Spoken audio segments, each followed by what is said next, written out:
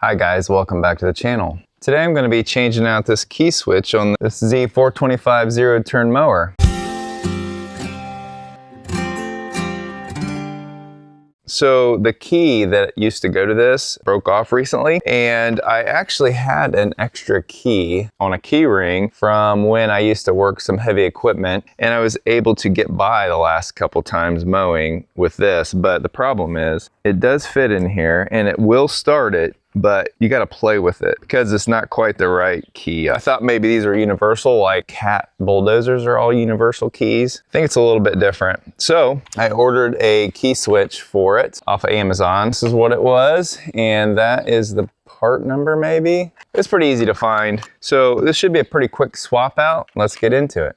This is the key switch that I got. Hopefully it will just be a direct fit. Comes with a nice rubber key and an extra 2 keys, as well as a little carabiner.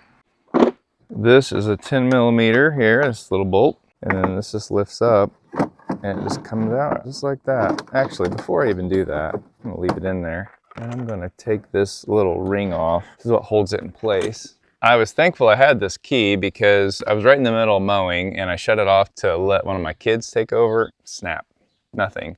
And I was like, I wonder what kid has been cranking on this key. Anyway, I was glad I had that so I could get my mowing done for the day, even though it was a little bit difficult to get it turned. So that ring just comes off and then that key switch just drops out the back. And then there's just one plug that just comes right off. As long as your tabs are the same, it should be a direct fit. And it looks like it is. Get ready to put the new one in. Believe that goes in the bottom. So we should just be able to plug the bottom in. And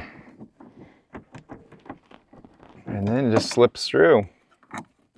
And then we should just be able to put our top nut on here. Snug it up.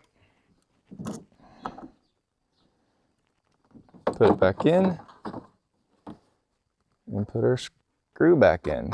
This key switch I bought is kind of an aftermarket. It's not a John Deere, but it was really cheap, like, I don't know, $15, something like that. I'll put a link in the description below this video if you're interested in it. Let's see if it works. Get my tools off here.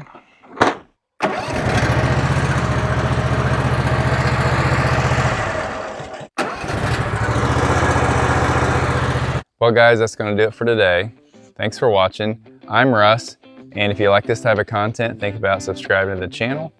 And until next time, good luck with all your projects.